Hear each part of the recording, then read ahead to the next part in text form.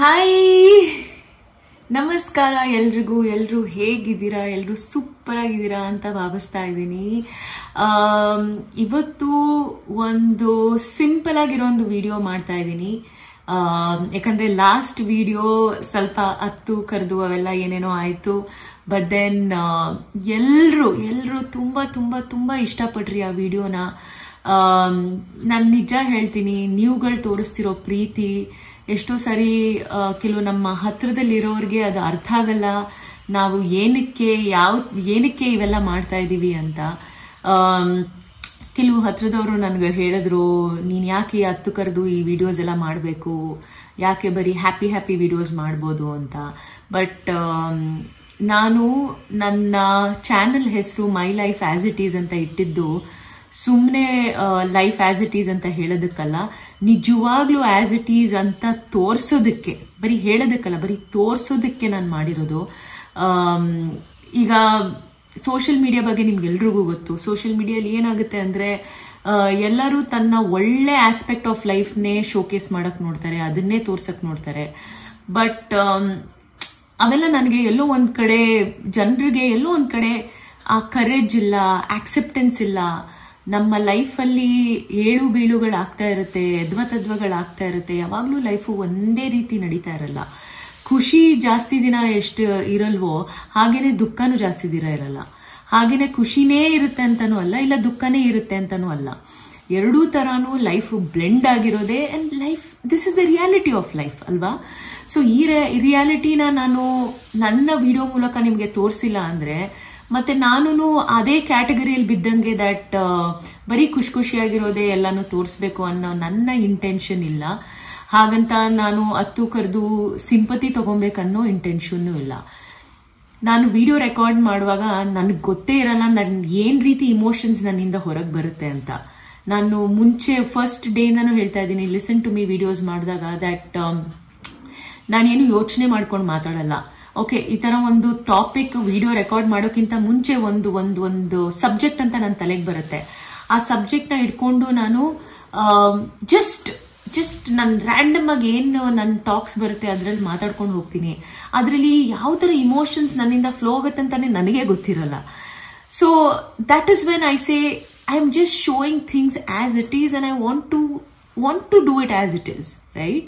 I don't want to plan, I don't want to have a preconceived notion that ಇದೇ ಥರಾನೇ videos ಮಾಡಬೇಕು, ಅದೇ ಥರಾನೇ ವಿಡಿಯೋಸ್ ಮಾಡಬೇಕು. ಆ ಇಂಟೆನ್ಷನ್ ನನಗಿಲ್ಲ. ಐ ಹೋಪ್ ಎಲ್ರಿಗೂ ಇದು ಅರ್ಥ ಆಗುತ್ತೆ ಅಂತ ಅನ್ಕೊಂಡಿದ್ದೀನಿ.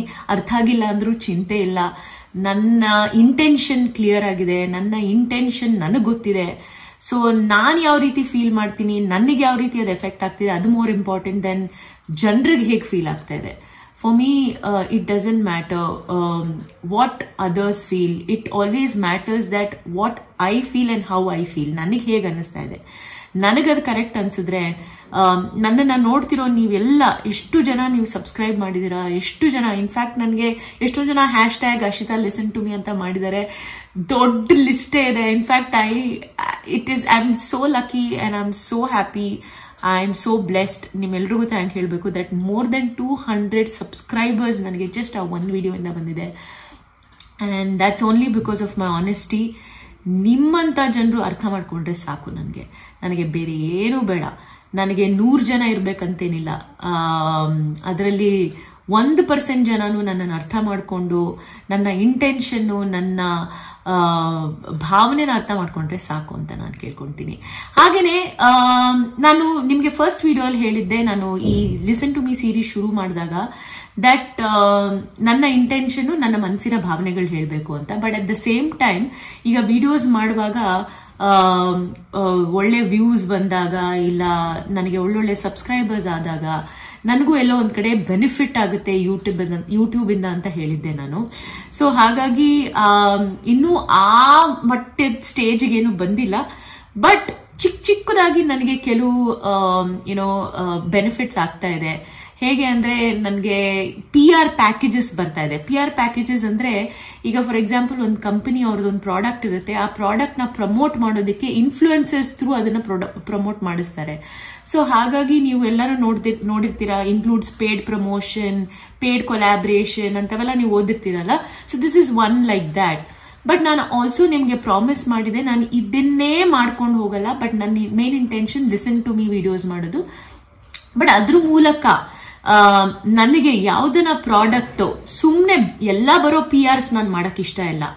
ಯಾವ್ದನ ಪ್ರಾಡಕ್ಟ್ ನನಗೆ ಬಂದಾಗ, PR ಪ್ಯಾಕೇಜ್ ನನಗೆ ಬಂದಾಗ ಒಂದು ಕಂಪನಿಯಿಂದ, ನನ್ನ ಇಂಟೆನ್ಷನ್ ಏನಂದ್ರೆ ಫಸ್ಟ್ ನಾನು ಅದನ್ನ ಟ್ರೈ ಮಾಡಬೇಕು. ಅಟ್ಲೀಸ್ಟ್ 1 ವಾರ 2 ವಾರ ಅದನ್ನ ಟ್ರೈ ಮಾಡಬೇಕು. ಟ್ರೈ ಮಾಡಿ ಆ PR ನ ನಾನು ಪ್ರಮೋಟ್ ಮಾಡೋದು ನನ್ನ ಪ್ರಕಾರ ಇಟ್ಸ್ ಮೋರ್ ಎಥಿಕಲ್ ಅಂತ ನನಗನ್ಸುತ್ತೆ.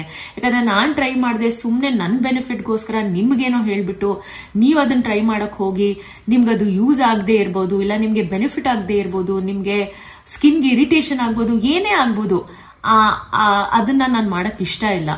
ಹಾಗಂತ ನಾನು ಟ್ರೈ ಮಾಡಿದ್ಮೇಲೆ ನನಗೆ ಚೆನ್ನಾಗ್ ಆದ್ರೂ, ನನ್ನ ಸ್ಕಿನ್ಗೆ ಸೂಟ್ ಆದ್ರೂ ಪ್ರಾಬಬ್ಲಿ ಕೆಲವು ಸರಿ ನಿಮ್ ಸ್ಕಿನ್ಗಳಿಗೆ ಸೂಟ್ ಆಗದೇನೂ ಇರ್ಬೋದು ಅಲ್ವಾ. ಬಟ್ ಆದ್ರೇನು ಒಂದು ಟ್ರೈಡ್ ಅಂಡ್ ಟೆಸ್ಟೆಡ್ ಅಂತ ಪ್ರಾಡಕ್ಟ್ ಮಾತ್ರ ನಾನು ನಿಮ್ ಮುಂದೆ ತರಿಸೋದಕ್ಕೆ ಇಷ್ಟಪಡ್ತೀನಿ. ಸೊ ಹಾಗಾಗಿ ಇದೇ ನಿಟ್ಟಿನಲ್ಲಿ ಒಂದು ಹೊಸ ಬ್ರ್ಯಾಂಡ್, ಒಂದು ಚಿಕ್ಕ ಸ್ಟಾರ್ಟ್ಅಪ್ ಆದ್ರೆ ತುಂಬಾ ಚೆನ್ನಾಗಿ ಮಾಡ್ತಾ ಇದ್ದಾರೆ. ಆ ಬ್ರ್ಯಾಂಡ್ ನನ್ನ ಕನೆಕ್ಷನ್ ಅಲ್ಲಿ ಬಂತು. ಅವರು ನನಗೆ ನನ್ನ ಪ್ರಾಡಕ್ಟ್ ನ ಪ್ರಮೋಟ್ ಮಾಡಿ ಅಂತ ಹೇಳಿದ್ದಾರೆ.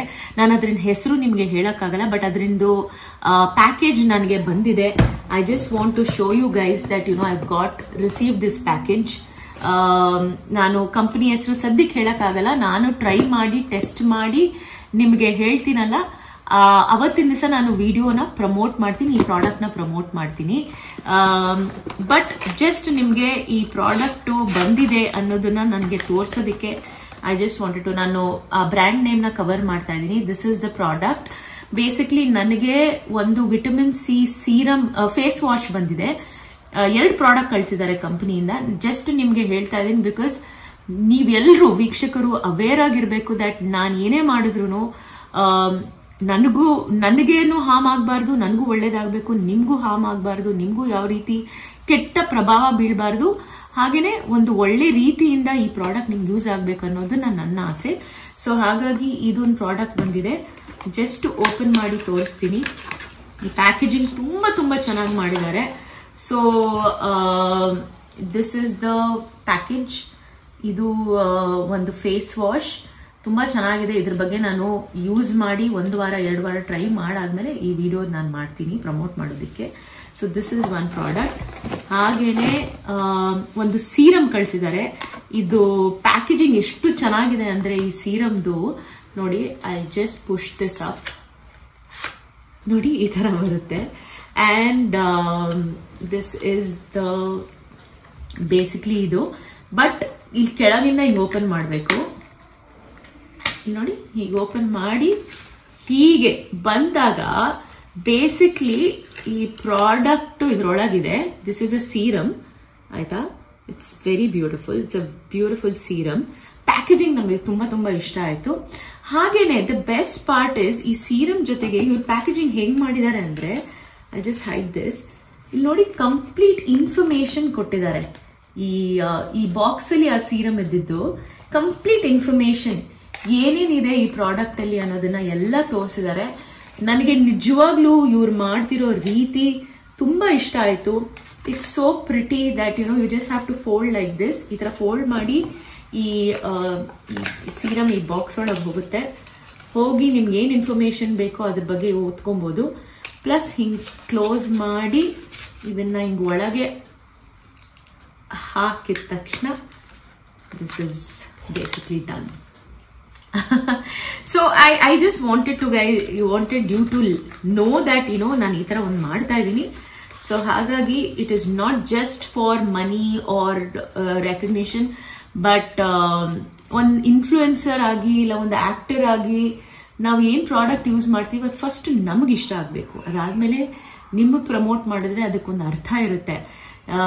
ಈಗ ಎಷ್ಟೋ ಆಕ್ಟರ್ಸ್ ಮಾಡ್ತಾರಲ್ಲ, ಪಾನ್ ಪರಾಗ್ ತಿಂತಾರೆ, ಗುಟ್ಕಾ ತಿಂತಾರೆ, ಪಾನ್ ಪರಾಗ್ ಆಡ್ ಮಾಡ್ತಾರೆ, ಗುಟ್ಕಾ ಆಡ್ ಮಾಡ್ತಾರೆ, ಕೋಕೋ ಕೋಲಾ ಆಡ್ ಮಾಡ್ತಾರೆ. ಬಟ್ ಅವ್ರು ರಿಯಲ್ ಲೈಫ್ ಅಲ್ಲಿ ಅವ್ರು ಗುಟ್ಕಾ ಪಾನ್ ಪರಾಗ್ ತಿನ್ನೋದೇ ಇಲ್ಲ. ಪ್ಲಸ್ ಆಲ್ಕೋಹಾಲ್ ಕುಡ್ದಿರಲ್ಲ, ಕೋಕ್ ಅಂತೂ ಮುಟ್ಟೆ ಇರಲ್ಲ. ಬಿಕಾಸ್ ಎವ್ರಿಬಡಿ ಪ್ರಮೋಟ್ಸ್ ಶುಗರ್ನ ನಾವು ತಿನ್ನಬಾರ್ದು, sugar is not good for health. But ಅವ್ರಿಗೆ ಪ್ರಮೋಷನ್ ಮಾಡಬೇಕು ಅಂತ ಬಂದಾಗ they promote all of these products which is not good for health. So ಹಾಗಾಗಿ ಇವೆಲ್ಲ ಪ್ರಾಡಕ್ಟ್ಸ್ ನಾನು ಟ್ರೈ ಮಾಡ್ತೀನಿ, ನನಗೆ ಖುಷಿ ಆದರೆ ನಾನು ಡೆಫಿನೆಟ್ಲಿ ಇದನ್ನ ಪ್ರಮೋಟ್ ಮಾಡ್ತೀನಿ ಅಂತ ಹೇಳೋದಕ್ಕೆ ಈ ವಿಡಿಯೋ ಮಾಡ್ತಾ ಇದ್ದೀನಿ. Thank you so much. ಮುಂದಿನ ನನ್ನ ಎಲ್ಲ ಕ್ಲಿಪ್ಪಿಂಗ್ಸ್ನ ನೋಡಿ.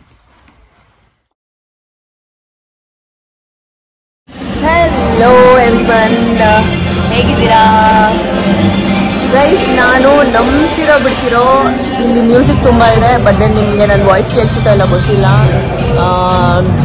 ಈ ವರ್ಷಕ್ಕೆ ಫಸ್ಟ್ ಟೈಮ್ ಆ್ಯಕ್ಚುಲಿ ನಾನು ವರ್ಕೌಟ್ ಮಾಡ್ತಿರೋದು. ತುಂಬಾ ಬ್ಯುಸಿಯಾಗಿದ್ದೆ, so I could not work out. So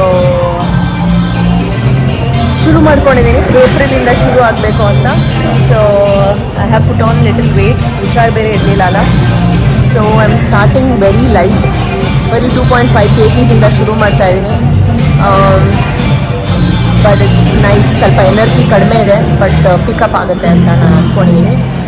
so I am at Cult, so it's nice.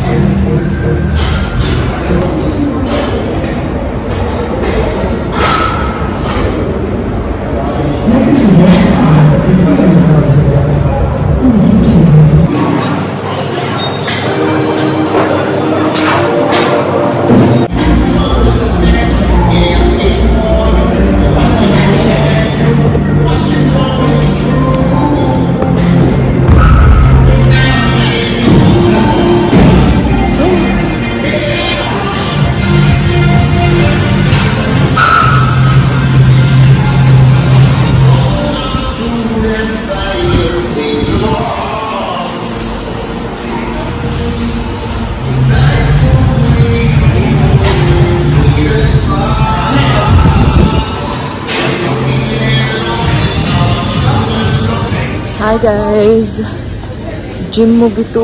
So grocery shopping ಮಾಡೋಕ್ಕೆ ಬಂದೆ. ನಮ್ಮ ಜಿಮ್ ಆಪೋಸಿಟ್ಟೇ ಒಂದು ರಿಲಯನ್ಸ್ ಸಿಗ್ನೇಚರ್ ಇದೆ. ಸೊ ಅಲ್ಲೇ ನಾನು ಯೂಶ್ವಲಿ ರಿಲಯನ್ಸಲ್ಲೇ ಶಾಪ್ ಮಾಡೋದು. ಇಟ್ಸ್ ರಿಯಲಿ ಅಫೋರ್ಡೆಬಲ್ ಅನಿಸುತ್ತೆ, ರೀಸನೇಬಲ್ ಕಾಸ್ಟು ಇರುತ್ತೆ, ಎಲ್ಲ ಥರ ಸಾಮಾನು ಸಿಗುತ್ತೆ. ಸೊ ಹಾಗಾಗಿ ರಿಲಯನ್ಸಲ್ಲಿದ್ದೀನಿ. ಜಾಸ್ತಿ ಏನೂ ಇಲ್ಲ. I just have to buy ಆಲೂಗಡ್ಡೆ, ಈರುಳ್ಳಿ ಮತ್ತು ಚಪಾತಿ ಮಾಡೋದಕ್ಕೆ ಹಿಟ್ಟು. ಇವತ್ತು ರಾತ್ರಿ ಒಂಚೂರು 1-2 ಚಪಾತಿ ಮಾಡಿ ಪಲ್ಯ ಇದೆ, ಸೊ ಮಾಡೋಣ ಅಂತ ಅಂದ್ಕೊಂಡಿದ್ದೀನಿ. So I am here.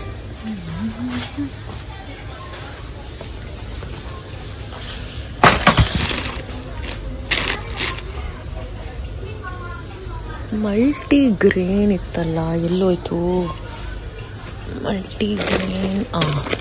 This is multi grain.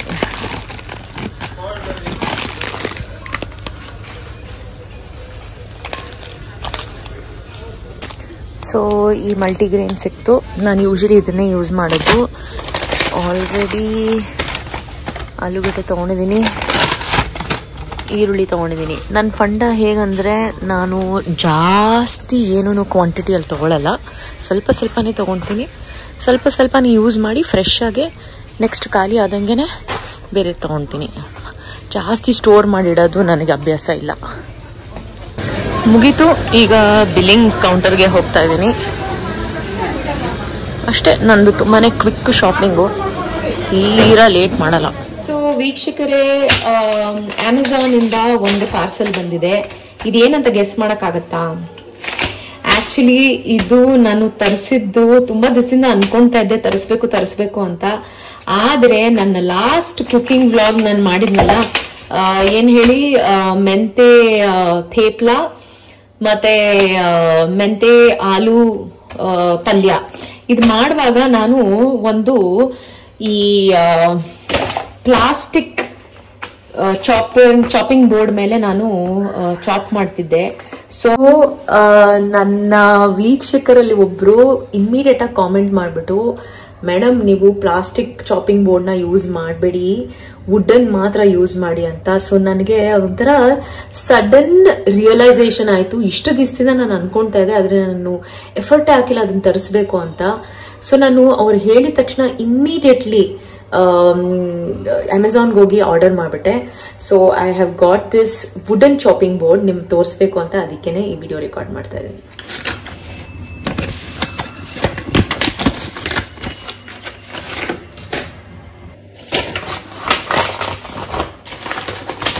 ಇದು ನಾನು ಅಮೆಝಾನ್ ಇಂದ ತರಿಸಿದ್ದು.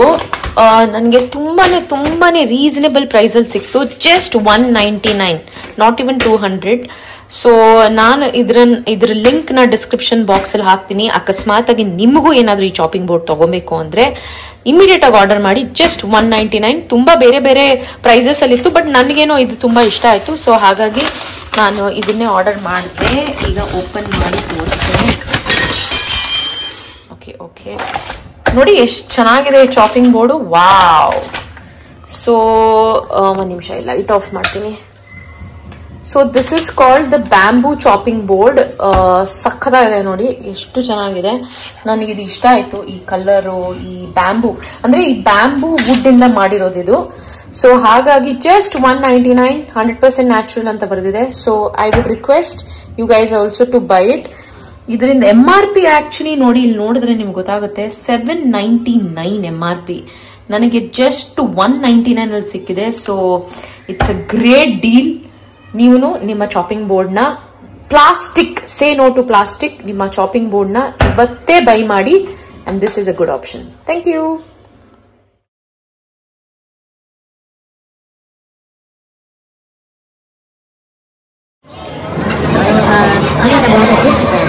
It has two layers in it. The outer one is the mozzarella cheese, and the inner one is the stracciatella cheese. Stracciatella cheese. And also this cheese is specially made from Manchester, which is here in the second floor. Yes.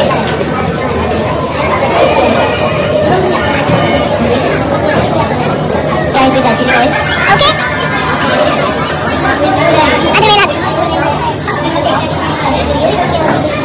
That's enough. Chili oil is enough. You can add the spice. Okay. Yeah.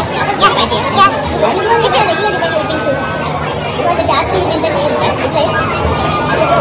Okay, start.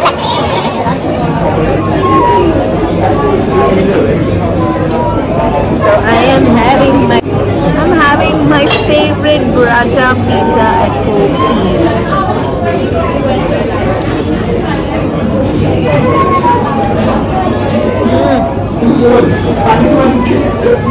So authentic. Wow. So authentic.